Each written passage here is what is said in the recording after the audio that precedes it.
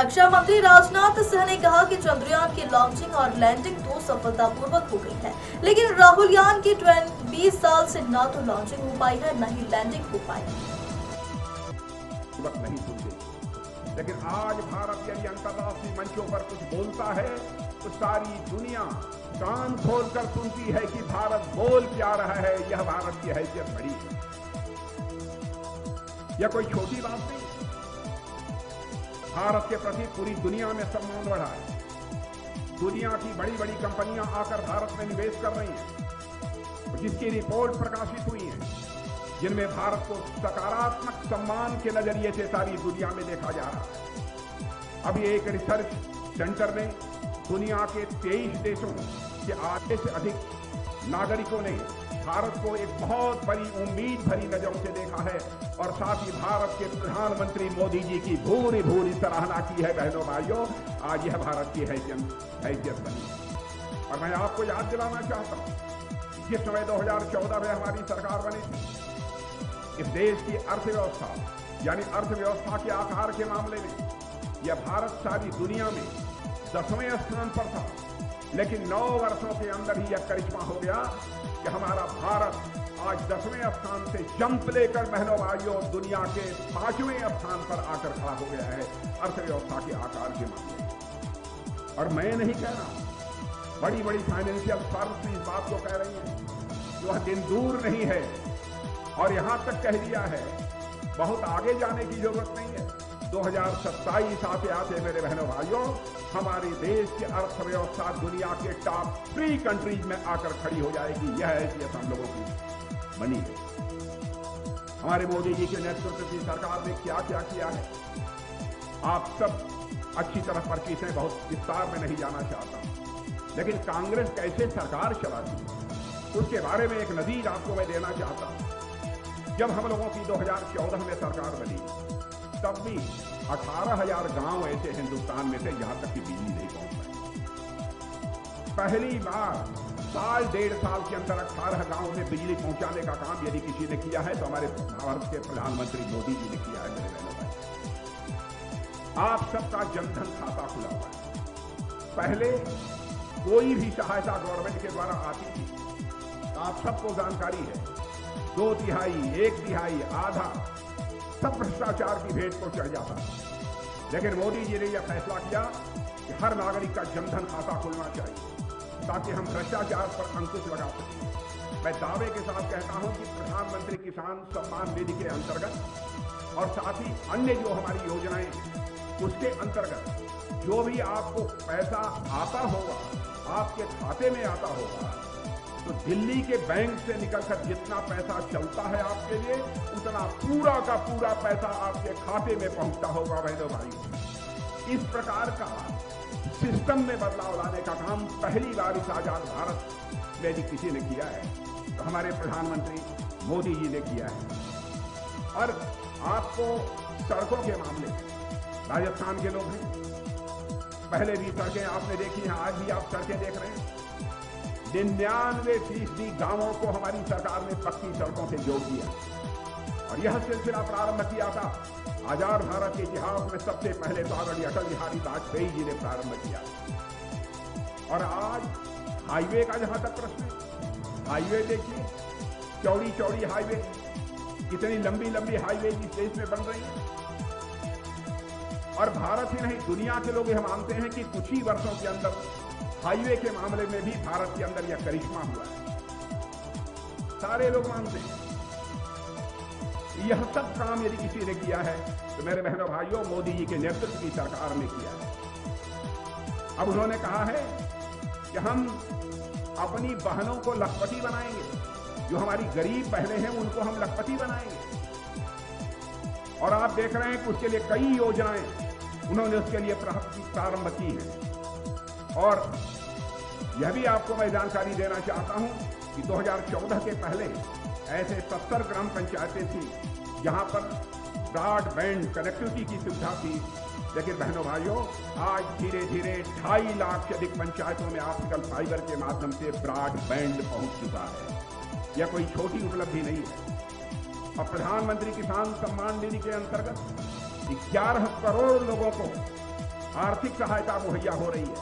प्रधानमंत्री उज्ज्वला योजना के अंतर्गत जो कुछ भी हो रहा है उस पर आप अच्छी तरह सहमत हैं, आप अच्छी तरह जानते हैं। और यहां तक हमारे गजेंद्र सिंह जी शेखावत का प्रश्न है, इस विभाग का की जिम्मेदारी वह संभाल रहे हैं। तो जल नल के माध्यम से जल अब हिंदुस्तान के करोड़ों घरों में पहुंचना प्रारंभ हो गया है। और मैं दावे के साथ कहता हूं कि इस आगामी 2 साल के अंदर हिंदुस्तान का एक भी घर शेष नहीं बचेगा जहां पर नल के माध्यम से जल की सुविधा न मुहैया हो जाए। हमारी सरकार ने बराबर आम आदमी का सशक्तिकरण करने का प्रयास किया है। और नीति आयोग ने भी कहा है कि मोदी जी के आने के बाद 13.5 करोड़ से ज्यादा लोग गरीबी रेखा से बाहर आए हैं। और मैं समझता हूं यह इस कारण हो गया कि गरीबी से लोगों को छुटकारा दिलाना, गरीब कल्याण करना, यह लोगों का नारा हुआ करता था। लेकिन गरीब कल्याण, बहनों भाइयों, हमारा नारा नहीं है, हमारा मंत्र है और हमारा मिशन है। इसीलिए हिंदुस्तान की गरीबी इतनी तेजी के साथ समाप्त हो रही है। मेरे बहनों भाइयों, कितनी बातों की आपके सामने मैं चर्चा करूं। लॉ एंड ऑर्डर के बारे में हमारे पूर्व वक्ताओं ने बहुत ही विस्तार में जाकर आपसे चर्चा की है। मैं लोगों से पूछ रहा था, भाई राजस्थान जैसे राज्य कानून और व्यवस्था की स्थिति कैसे इतनी बदतर हो सकती है, यह बात मेरी समझ में नहीं आ रही। लोगों ने मुझे कई घटनाओं की जो चर्चा की, सचमुच मेरे कान खड़े हो गए। 56 महीने में 10 लाख से अधिक मुकदमे हो चुके हैं दर्ज, और उसमें से 7,650 से अधिक निर्दोष नागरिकों की हत्या हो चुकी है इस कांग्रेस की हुकूमत में राजस्थान में। मैं समझता हूं कि हिंदुस्तान के किसी भी राज्य में इस प्रकार के हालात देखने को नहीं मिलेंगे। 2 लाख से अधिक मुकदमे दर्ज, जिसमें 31,000 मुकदमे केवल महिला दुष्कर्म के, छोटी बच्चियों के साथ दुष्कर्म के हुए। मेरे बहनों भाइयों, राजस्थान की स्वाभिमानी जनता इसे कैसे बर्दाश्त कर सकती? मैं सारे आंकड़े देख रहा था। जोधपुर में पूरे परिवार की जिस तरीके से गला काटकर हत्या कर दी गई है, उसकी जानकारी आप सबको। उदयपुर में जो कुछ भी हुआ है, और आप जानते हैं किसी राज्य का यदि हम विकास करना चाहते हैं तो विकास की पहली शर्त होती है कि कानून और व्यवस्था यह चुस्त दुरुस्त होनी चाहिए। नहीं तो यदि कानून व्यवस्था चुस्त दुरुस्त नहीं है तो मेरे बहनों भाइयों, किसी भी सूरत में उस राज्य का विकास नहीं हो सकता। और मैं तो एक आंकड़ा देख रहा था, ट्रांसपेरेंसी इंटरनेशनल, और मैं नौजवानों से कहूंगा इसे आप नोट कर लीजिए। ट्रांसपेरेंसी इंटरनेशनल की एक रिपोर्ट के अनुसार राजस्थान भ्रष्टाचार के मामले में पिछले वर्षों से नंबर 1 पर पहुंच गया है। यही स्थिति भ्रष्टाचार के मामले में राजस्थान की कांग्रेस ने बना दी है, गहलोत जी की सरकार ने बना दी है। हम इसे कैसे बर्दाश्त कर सकते हैं? अरे भाइयों, इसके बारे में फैसला आप सबको करना, क्या करना है यहाँ। लेकिन आज जो मैं उमंग और उत्साह आप सबका यहाँ पर देख रहा हूं, मेरा विश्वास अब पक्का हो गया है बहनों भाइयों कि अब इस राजस्थान में प्रचंड बहुमत से भारतीय जनता पार्टी की सरकार बनने से दुनिया की कोई ताकत हमें रोक नहीं। मैं नौजवानों से कहना चाहूंगा कि पढ़ाई लिखाई करते हैं, उनके पेपर लीक हो जाते हैं। क्या हो रहा है राजस्थान में? और मैं कहना चाहूंगा कि बहनों भाइयों, हालात यहाँ की सरकार की यह है कि मुख्यमंत्री जिस ड्राइवर की सीट पर बैठे हैं, इस गाड़ी का क्लच कोई और दबा रहा है और एक्सीलरेटर कोई और दबा रहा है। यह हालत हो गई। क्या हो गया है राजस्थान में? यहां पर हिंदू मुसलमान नगड़ा पिछड़ा के नाम पर बांटकर लोगों का समर्थन हासिल करने की कोशिश की जा रही है। इसका मतलब यह है जो राजस्थान का विकास होना चाहिए था, और विकास के नाम पर कांग्रेस की हुकूमत को वोट मांगना चाहिए था, और विकास के नाम पर वोट मांगने का साहस नहीं जुटा पा रहे हैं। इसीलिए हिंदू मुसलमान अगड़ा पिछड़ा इस आधार पर लोगों का समर्थन हासिल करने की कोशिश कर रहे हैं। उन्होंने मोबाइल गारंटी देना शुरू किया है, कई तरह की गारंटी देना शुरू किया है। और मैं बहनों भाइयों बताना चाहता हूँ, इसके पहले भी जहां चुनाव हुए हैं जिन राज्यों में, हिमाचल में हुआ है, कर्नाटक भी हुआ है, वहां पर भी जाकर ये लोग इसी प्रकार के तरह के आश्वासन लोगों को देते रहते हैं। कहते हैं यह गारंटी है, और यही गारंटी आकर राजस्थान में भी हमारे राजस्थान के बहादुर बहनों भाइयों को दे रहे हैं। इनके ऊपर किसी भी सूरत में भरोसा नहीं किया जाना चाहिए बहनों भाइयों। 5 वर्षों तक क्या करते रहे? 5 वर्षों तक यदि कुछ आपने किया होता, आपके ऊपर राजस्थान की जनता का यह भरोसा रहा होता। हिंदुस्तान की हिमाचल प्रदेश और कर्नाटक की जनता ने आपके धोखे को, आपके फरेब को अच्छी तरह समझ लिया। अब एक गठबंधन बनाया, कई विपक्षी दलों ने मिलकर, 28 दलों ने मिलकर गठबंधन बनाया। चाहे हो जाए मुख्यमंत्री जी को, अब मोदी जी को किसी भी सूरत में प्रधानमंत्री नहीं बनना चाहिए। बहन भाइयों, गठबंधन होना चाहिए तो इस देश के विकास के लिए होना चाहिए। गठबंधन होना चाहिए तो इस देश का मान सम्मान स्वाभिमान बढ़ाने के लिए होना चाहिए। ये गठबंधन इसलिए हो रहा है कि मोदी जी को दोबारा किसी भी सूरत में सत्ता में आने नहीं दें। यह गठबंधन किया। अब इस गठबंधन की क्या हालत है, मैं देख रहा हूं। हालत इनकी ऐसी है, नाम बड़ा दर्शन छोटा। नाम तो बहुत इंडिया रख लिया, लेकिन मैं उनको बताना चाहूंगा, यह नाम बहुत खतरनाक है। यह नाम बहुत खतरनाक है। हम लोगों ने भी एक बार शाइनिंग इंडिया का नारा दिया था, बहनों भाइयों, हम हार गए थे और आपने यह भी इंडिया बना लिया। आपकी हार निश्चित है बहनों भाई, पक्की है। और सनातन धर्म का के ऊपर भी चोट पहुंचाई जा रही है। इन्हीं के गठबंधन के लोगों ने, डीएमके ने चोट पहुंचाई है और इस पर कांग्रेस चुप्पी साफ कर बैठी हुई है। मैं कन्हैया साहब से कहना चाहता हूं, आप क्यों नहीं बोलते? क्यों नहीं सोनिया जी बोलती? क्यों नहीं राहुल जी बोलते? क्यों नहीं खड़गे बोलते कि सनातन धर्म के बारे में आपकी सोच क्या है? और बहनों भाइयों, सनातन धर्म का जहां तक सवाल है, इसको केवल पूजा पद्धति के साथ जोड़कर नहीं देखा जा सकता। सनातन धर्म, यह सनातन नित्य नूतन है, चिर पुरातन है। न इसका कोई जन्म है, न कोई अंत है।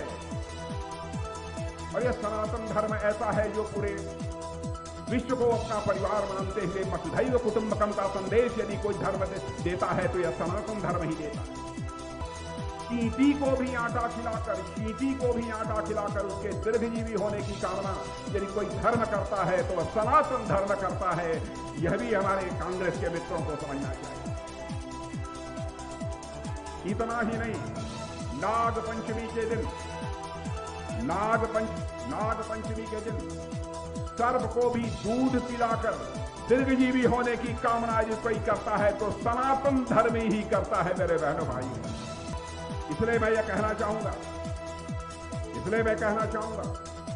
सनातन धर्म के संबंध में डीएमके के जिस नेता ने बोला है, दयानिधि स्टालिन ने, उनके डीएमके के नेता से पूछा जाना चाहिए, इसका स्पष्टीकरण उनके पास है कि नहीं। उन्होंने कहा सनातन धर्म में बिल्कुल समाप्त कर देना चाहिए। क्या सनातन धर्म जात पात और मजहब के आधार पर यह भेदभाव पैदा करने वाला धर्म है? सनातन धर्म ऐसा है जो यह संदेश देता है वसुधैव कुटुंबकम का। सनातन धर्म यह संदेश देता है यत् पिंडे तत् ब्रह्मांडे, जो पिंड में है वही ब्रह्मांड में है, जो जड़ में है वही चेतन में है, जो छोटे में है वही बड़े में है, जो मेरे में है वही तेरे में है। यह संदेश देने वाला यदि कोई धर्म है तो वह सनातन धर्म। इसलिए मैं कांग्रेस के लोगों से कहना चाहूंगा, गठबंधन में जितने लोग शामिल हैं, INDIA गठबंधन में, सबसे मैं कहना चाहूंगा इसके लिए उनको क्षमा मांगनी चाहिए, नहीं तो यह देश किसी भी सूरत में माफ नहीं करेगा। बहनों भाइयों, आज यहां पर जो आप लोगों के अंदर उमंग और उत्साह देख रहा हूं, सचमुच मैं पूरी तरह से आश्वस्त हूं कि अब यहां पर भारतीय जनता पार्टी की सरकार बनने से अब हमें दुनिया की कोई ताकत रोक नहीं सकती है। और राजस्थान के लोगों ने अपना मन बना लिया है। इसलिए आज के अवसर पर एक बात और मैं कहना चाहता हूं, बहनों भाइयों, भारत की प्रतिष्ठा सारी दुनिया में बढ़ गई। भारत अब पहले जैसा भारत नहीं है।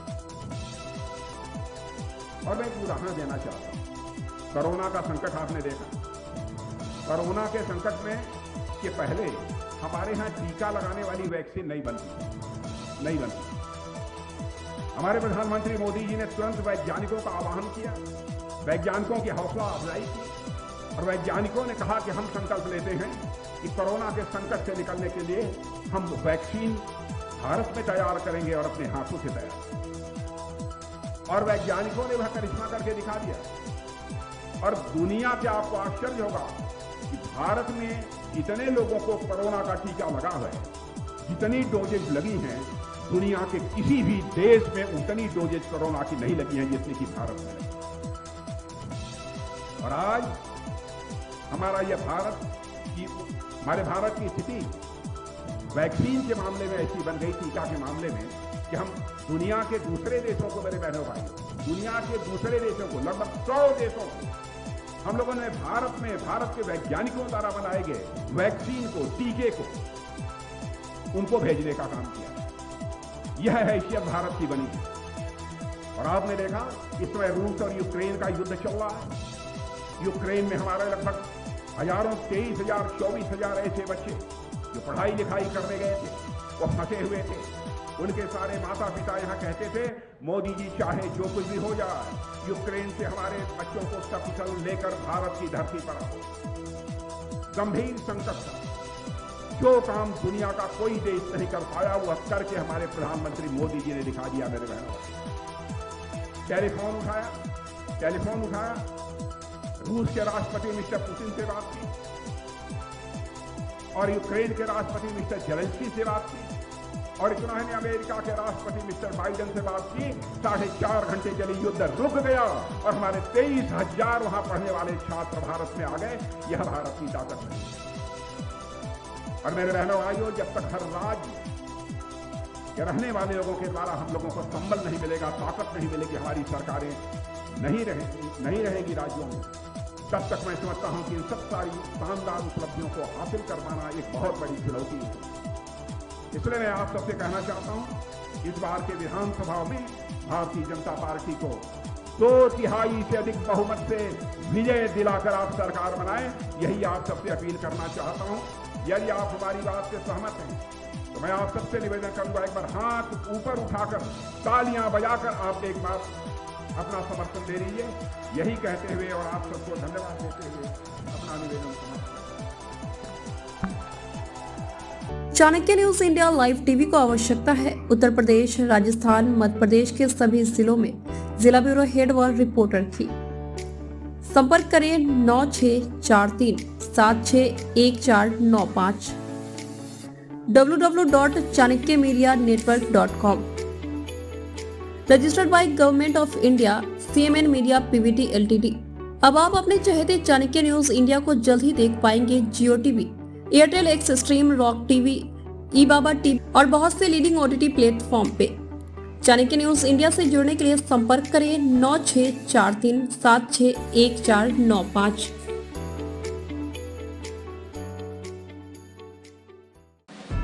खबरें जो आपको सीधे जोड़ती हैं हमसे, जिनका आपकी जिंदगी पर होता है सीधा असर। खबरों की वही तस्वीर, बिना बदले, बिना डरे, जज्बा सच का लिए, सच दिखाते हैं हम।